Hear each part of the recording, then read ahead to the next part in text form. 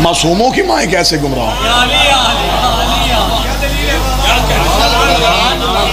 अल्लाह ने जनाबे नूह को साहिब औलाद किया, बेटा नूह का था, तरबियत माँ ने की, माँ ने तरबियत गलत कर दी, बेटा गुमराह हो गया। अक्सर बेटे माओं की वजह से गुमराह हो जाते हैं।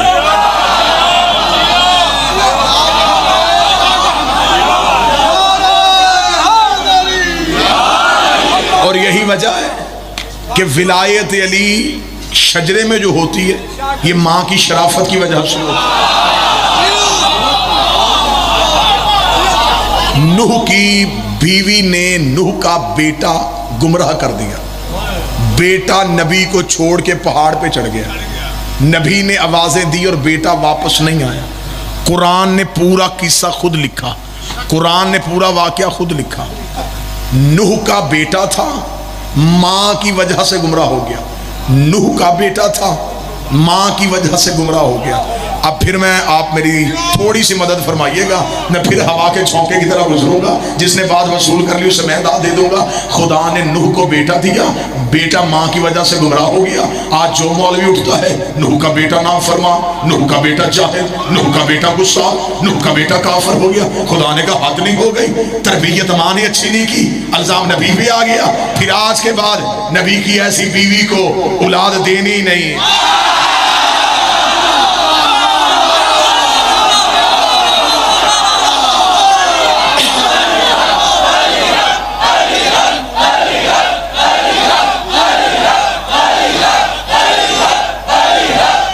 सारे बोलो मिलके बोलो हैदरी आल। मैं कोशिश कर रहा हूं कि आप तक हकायक पहुंचाए जा सके। हुक्म था सादात का, मैं हाजिर हो गया, तबीयत इस काबिल नहीं, लेकिन मैं कोशिश कर रहा हूं कि आप तक धीमे लहजे में भी हकायक पहुंचाए जा सके। बादशाह ऐसी बातें मुकर्रर नहीं होती। अब आप समझ चुके हैं ना। इसने पहला हमला किया जनाबे हाजरा पे, तो जो रखिएगा साहब, इसमें नबी की बीवी है गुमराह हो जाएगी।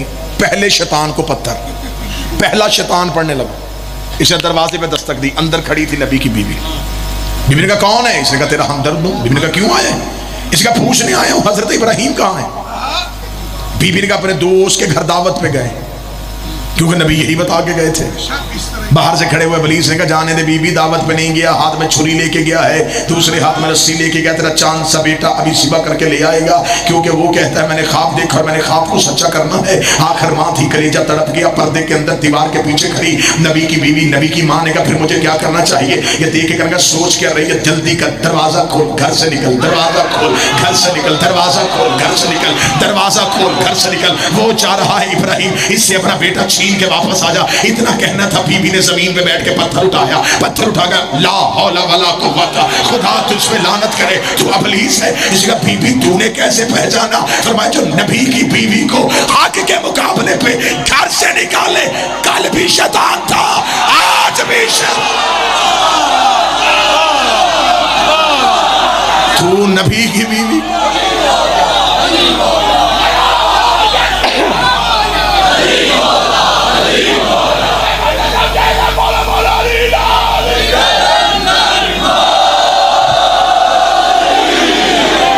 तूने नबी की बीवी को हक के मुकाबले पे, बादशाह हुसैन इज्जत शहजादी ने हाथों को सलामत रखे, तूने नबी की बीवी हक के मुकाबले पे निकालने की कोशिश की, तू इंसान नहीं है।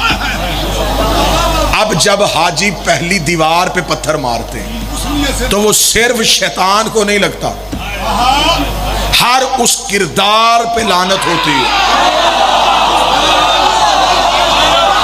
जिसने जिस दौर में जिस भी नबी की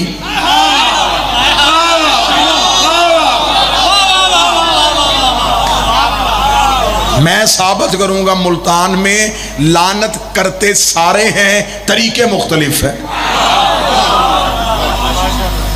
अब जब उससे आगे गए तो इससे अगला हमला क्या हुआ?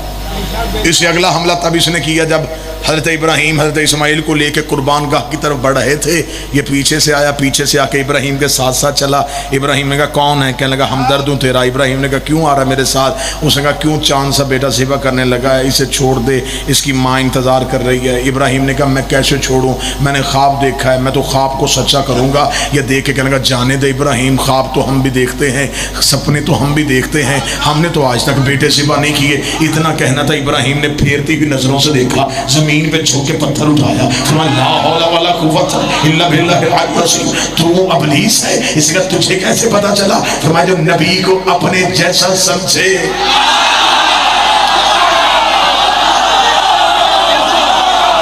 تو برابری کر رہا ہے نبی کی، تیری اور میری خواب ایک جیسی، تیری اور میری نو ایک جیسی، تیرا خواب اور میرا خواب اور، تو ابلیس ہے۔ اب جب دوسری دیوار پہ حاجی پتھر مارتے ہیں تو وہ صرف دیوار پہ نہیں لگتا، ہر اس کردار پہ لعنت ہوتی ہے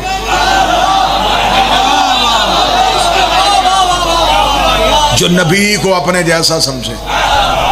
اور کچھ تو اتنے مظلوم ہیں کہ پتھر مار بھی خود رہے ہوتے ہیں اور پتھر واپس لگ بھی رہا ہو۔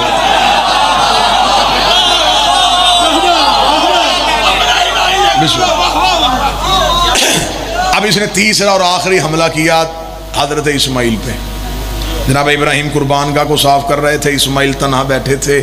اسے بچپن کا نبی تنہا ملا، یہ قریب آ کے بیٹھا، بیٹھ کے دیکھ کے کہنے لگا اسماعیل تھوڑی دیر بعد تیرا بابا تجھے ذبح کر دے گا، ماں انتظار کر رہی ہے، جلدی کر گھر چلا جا۔ جناب اسماعیل نے کہا اگر میں بابے کو چھوڑ کے چلا گیا تو پھر بابا کیا سوچے گا؟ اس کا جانے دے، تیرا باپ ضعیف ہو گیا ہے، بڑھاپے میں ذہن صحیح فیصلے نہیں کرتا۔ اتنا کہنا تھا، بچپن کے نبی کو جوانی جیسا جلال آیا، جلال آنا تھا، اس نے دیکھا جناب اسماعیل نے زمین سے پتھر پکڑا، لا حول ولا قوت، خدا تجھ پہ لعنت کرے، تو ابلیس ہے۔ اس نے کہا تیری ماں نے پہچانا چپ رہا، تیرے باپ نے پہچانا چپ رہا، تو بچہ ہے۔ اسماعیل نے کہا تجھے نہیں پتا نبی بچپن میں بھی نبی ہوتا ہے، نبی بچپن میں بھی نبوت کے درجے میں فائز ہوتا ہے۔ اس نے کہا تو نے کیسے پہچانا؟ فرمایا جو نبیوں کے دماغ میں شک کرے، کل بھی شیطان تھا آج بھی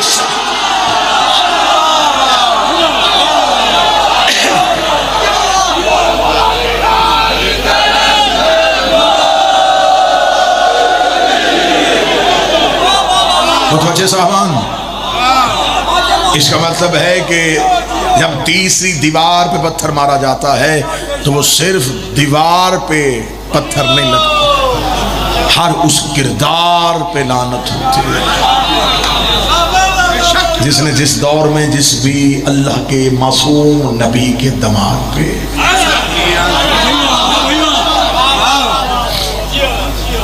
اب اس کا مطلب ہے کہ لعنت والا طریقہ بھی حج سے ثابت ہو گیا، تعظیم کا طریقہ بھی حج سے ثابت ہو گیا۔ اچھا لطف وہاں پہ بڑا آتا ہے کہ حاجی ظہرین کی نماز عرفات میں، مغربین کی نماز مزدلفہ میں، مغرب اور عشاء اکٹھی پڑھی جاتی ہے۔ اب تو ٹی وی پہ لائیو حج دکھایا جاتا ہے نا۔ اچھا بڑا لطف آتا ہے، جو بندہ یہاں سے کفر کے فتوے سن کے گیا ہوتا ہے نا، وہ وہاں پہ جا کے جب مغرب پڑھ کے اٹھنے لگتا ہے تو وہ جانے لگتا ہے، تو وہ جو پرانے حاجی صاحب جو سالانہ آتے ہیں، ریگولر حاجی صاحب، وہ پکڑ کے بٹھا لیتے ہیں۔ کیوں؟ ایک نماز باقی، کون سی؟ عشاء کی۔ عشاء ابھی پڑھنی ہے؟ نہ سنیے بات سنیے، عشاء ابھی پڑھنی ہے، ابھی پڑھنی ہے۔ وہ تو حاجی صاحب مغرب عشاء اکٹھی، وہ آہستہ سے کان میں کہتا یہ کام تو پاکستان میں شیعہ نہیں کرتے۔ وہ کہتا چپ، یہاں سب کچھ وہی کرنا پڑتا ہے جو وہاں شیعہ کرتے ہیں۔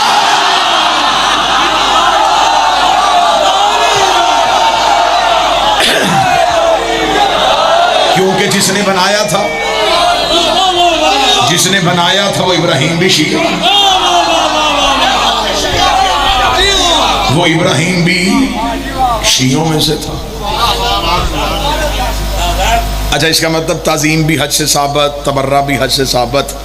عبادت بھی حج سے ثابت، سنتوں کو زندہ کرنا بھی حج سے ثابت۔ چلیں اگلے اعتراض کا اور جواب دے دیتے ہیں۔ بندے آتے ہیں مجلس میں، مجلس سنتے ہیں، مجلس سننے کے بعد چلے جاتے ہیں، رستے میں عزادار روک روک کے کہتے ہیں جی سبیل سے پانی پی لیں، لنگر خانے سے لنگر کر لیں۔ نہیں، میرے کالج دور کے ایک دوست تھے میرے، تو جب میں نے مجالس شروع کی تو وہ دوستی کی وجہ سے میرے ساتھ مجلسوں میں جاتے تھے، شیعہ نہیں تھے، اہل سنت تھے، دوستی کی وجہ سے جاتے۔ میں اکثر نوٹ کرتا تھا کہ وہ مجلس میں جا کے کھانا نہیں کھاتے تھے۔ یہ میرے ساتھ ہوا واقعہ ہے، آپ میں سے اکثر کے ساتھ ایسا ہوا ہوگا۔ میں نے ان سے ایک دن پوچھا، میں نے کہا کہ آپ مجلس میں کھانا کیوں نہیں کھاتے؟ اس نے کہا جی مجھے بزرگوں نے بتایا کہ جو بندہ شیعوں کا لنگر کھاتا ہے وہ کبھی نہ کبھی شیعہ ہو جاتا ہے۔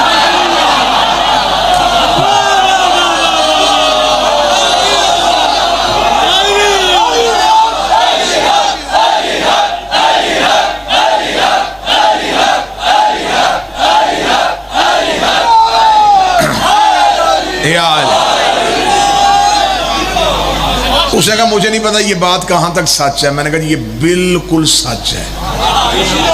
کہنے لگا جی ایسا ہوتا ہے؟ میں نے کہا جی بالکل، آپ نے بزرگوں سے نہیں سنا جس کا کھاؤ۔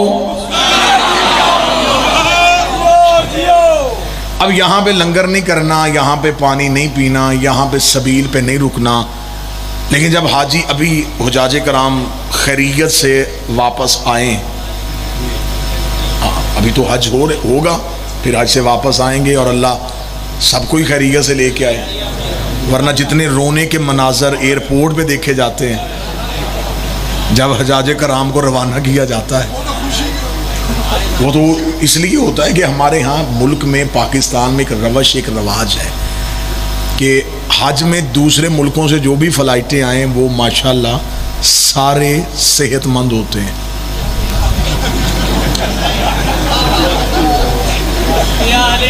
میں ٹھیک کہہ رہا ہوں، پاکستان سے جتنی بھی فلائٹیں حجاج کرام کو لے کے جاتی ہیں وہ سارے ایمرجنسی کے پیشنٹ ہوتے ہیں۔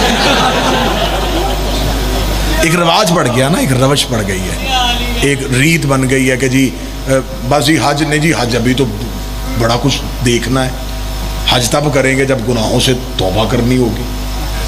یہ ایک روش پڑ گئی نا زمانے میں، یہ غلط ہے، ایسا طریقہ نہیں۔ عبادت معصوم فرماتے وہی ہے جو جوانی کی عبادت۔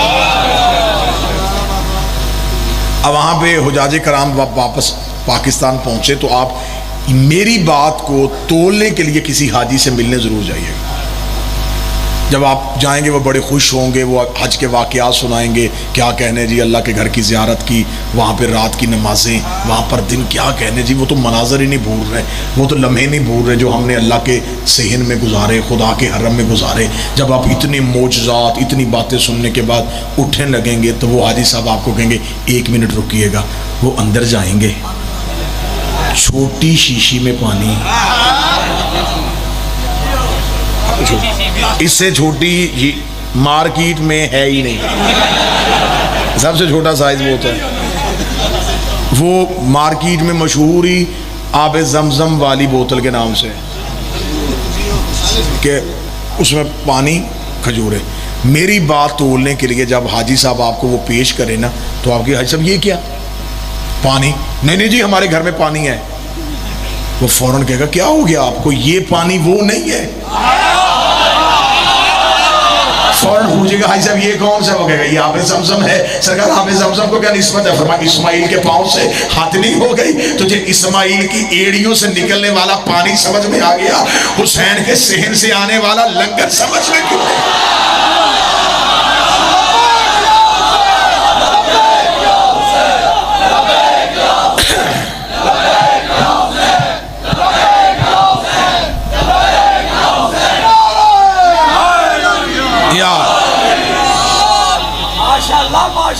حضرت ابراہیم نے حضرت اسماعیل کو لٹایا، لٹانے کے بعد حضرت ابراہیم نے حضرت اسماعیل کی گردن پہ چھری رکھی۔ اب آپ مجھے بول کے بتائیے گا کہ جب چھری چل گئی تو ذبح کیا ہوا تھا؟ ذبیح اللہ کسے کہا جاتا ہے؟ حضرت جب حضرت اسماعیل ذبح ہوئے ہی نہیں تو پھر ذبیح اللہ کیوں؟ ذبیح اللہ تو ہونا چاہیے تھا اس دمبے کو جو اللہ کی راہ میں ذبح ہو گیا. ذبح ہوا دمبا، ذبیح اللہ ہو گئے حضرت اسماعیل. اب جا کے علماء سے جا کے تصدیق ضرور کروائیے گا کہ جب حضرت اسماعیل ذبح نہیں ہوئے تو ذبیح اللہ کیسے ہو گئے؟ تو وہ کہیں گے بے شک ذبح نہیں ہوئے، ارادہ کر کے لیٹ تو گئے تھے، ارادہ کر کے لیٹ تو گئے تھے. یہ تو اللہ کی قدرت تھی کہ اللہ نے بچانا تھا اور اللہ نے اسماعیل کی گردن کو بچایا اور جنت سے ایک دمبے کو بھیج دیا جس کی گردن پہ چھری چل گئی، ورنہ اسماعیل ارادہ کر کے لیٹ تو گئے تھے. جب مولوی کہے کہ ارادہ کر کے لیٹنے کی وجہ سے اسماعیل ذبیح اللہ بن گیا تو مولوی سے کہنا جو باپ کی چھری کے نیچے ارادہ کر کے لیٹ جائے وہ ذبیح اللہ ہو سکتا ہے، اور جو ہجرت کی رات کافروں کی تلواروں کے نیچے سویا رہا وہ علی اور ولی اللہ کے ہو گئے.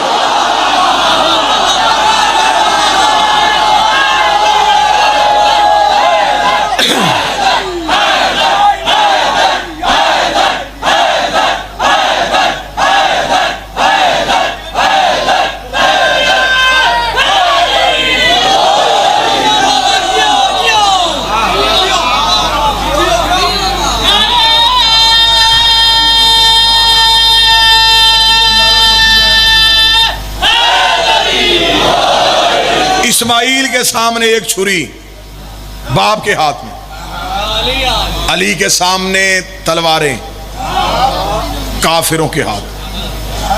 وہ بھی ارادہ کر کے لیٹے، یہ بھی ارادہ کر کے لیٹے. بندے ہم پہ اعتراض کرتے ہیں علی اتنا بڑھا دیتے ہیں کہ ہر چیز نیچے رہ جاتی ہے. یہیں پہ اگر کوئی بندہ تائید کا حق ادا کرنا چاہے تو یہیں پہ حق ادا ہو سکتا ہے. جناب ابراہیم نے اسماعیل کو لٹانے سے پہلے کہا تھا اسماعیل ذہن میں رکھنا میں تجھے صرف لٹانے نہیں لگا، میں نے تیری گردن پہ چھری چلانی ہے. اللہ کو راضی کرنے کے لیے جناب اسماعیل نے کہا بابا چلا دے، مجھے صبر کرنے والوں میں پائے گا، چلا دے مجھے صبر کرنے والوں میں پائے گا. ہجرت کی رات رسول نے کہا علی میرے بستر پہ سو جا، لیکن آج نیند نہیں آج موت ہے. اللہ نے فرمایا چلے جا مجھے شکر کرنے والوں میں پایا، مجھے شکر کرنے والوں میں پائے گا. رکھ علماء کے سروں پہ قرآن. صبر مصیبت میں ہوتا ہے، شکر نعمت میں ہوتا ہے. ابراہیم کے بیٹے میں اور ابو طالب کے بیٹے میں فرق ہے. وہ موت کو مصیبت سمجھ رہا ہے، یہ موت کو نعمت سمجھ رہا ہے. وہاں صبر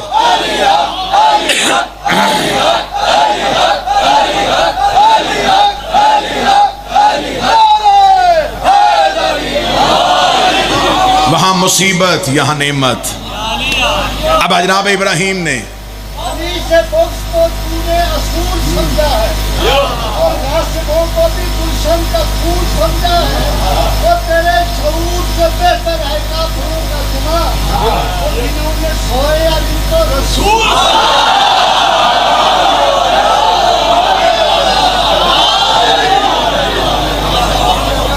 اب ایک لمحے کے لیے ایک راز پڑھوں جو ملتان کا مزاج ہے عقیدہ سننے کا.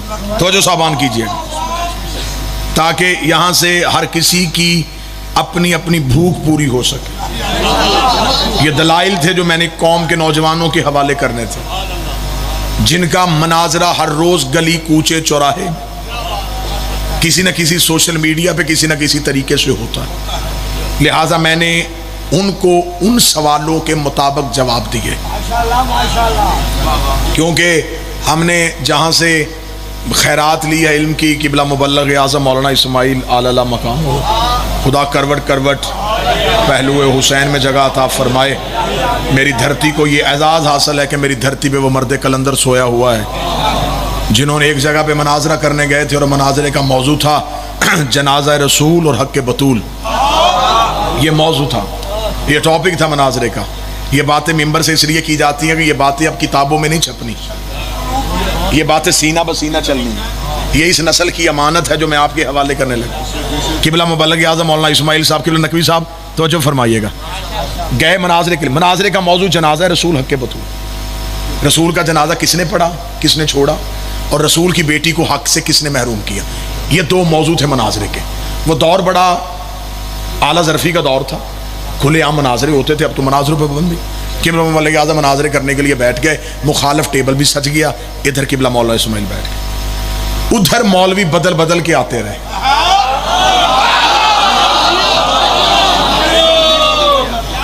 ادھر سرکار مبلغ اعظم اسماعیل کے سامنے کتابیں، جس سوچ کا مولوی آئے قبلہ اسی عقیدے کی کتاب نکال،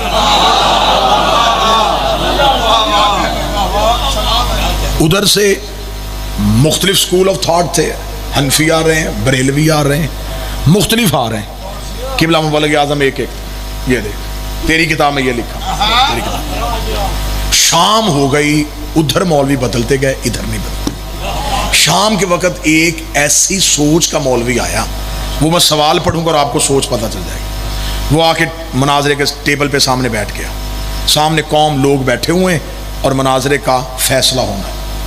اس کا مولوی اسماعیل صبح سے لے کے جو مولوی آتے رہے وہ تیرے ساتھ کتابوں سے روایات دیکھتے اور دکھاتے رہے، نہ میں نے روایت دیکھنی ہے، نہ روایت دکھانی ہے، نہ آیت پڑھنی ہے، نہ آیت سننی ہے، میں نے کرنے ہیں تجھ پہ سوال، تو نے دینا ہے میرے سوال کا جواب، اور مناظرہ ختم۔ یہ بات ہونی تھی یا مجمع میں سکوت آ رہی ہوگی کہ لے جی اس نے کتنا بڑا دعویٰ کر دیا کہ کتاب بھی نہیں دکھانی اور سوال کے جواب میں مناظرہ ختم ہو جائے۔ مولانا اسماعیل نے کتابیں بند کی اور بند کر کے کہا سوال کر۔ اس کا مولانا اسماعیل اپنی قوم کے سامنے قرآن پہ ہاتھ رکھ کے پہلے یہ بتا کہ تم شیعہ نبی کو زندہ سمجھتے ہو؟ مولانا اسماعیل نے کہا ہم سمجھتے ہیں۔ زندہ ہے نبی؟ فرمایا زندہ ہے۔ پھر سوچ لے، زندہ ہے نبی؟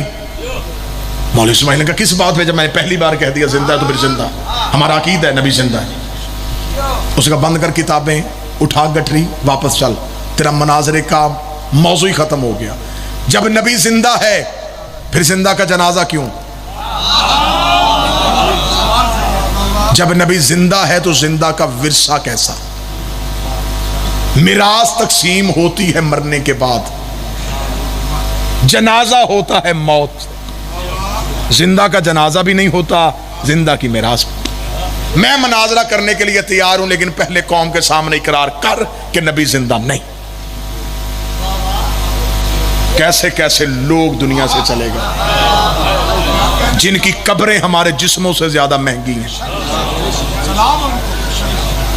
جن کی گلی گلی میں چننے والی خیرات آج ممبروں سے بول رہی ہے۔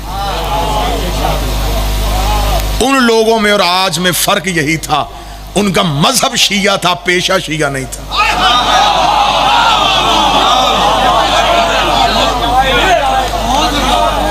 روحانیت تھی، مہر تھی، پیچھے سے سیدہ کا سایہ تھا۔ قبلہ جواب سنیے گا صرف، اور آپ تائید فرمائیں گے، فقیر سید ہیں، عالم دین ہے، کہ یہ جواب جناب سیدہ کی عطا کے بغیر ہو ہی نہیں سکتا تھا۔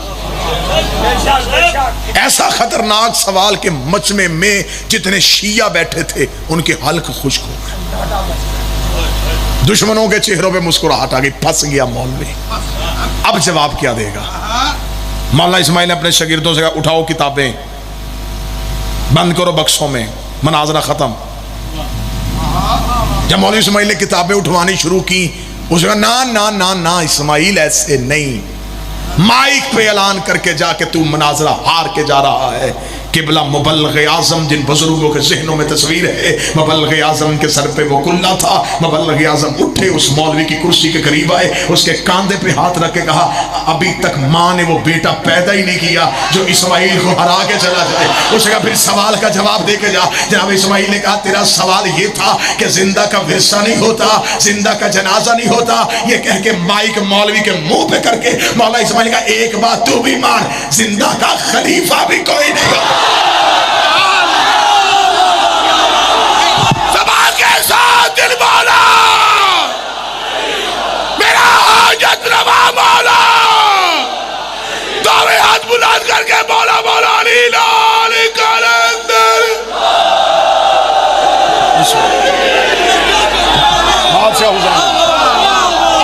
اگر زندہ کا جنازہ نہیں، زندہ کا ورثہ نہیں، تو پھر زندہ کی خلیفہ۔ خلافت تو واپس لے، صدق میں واپس لیتا ہوں۔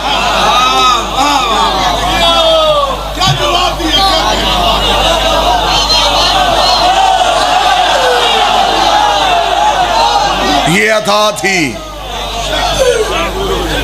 جو صرف خوشنود سیدہ سے حاصل ہوتی ہے.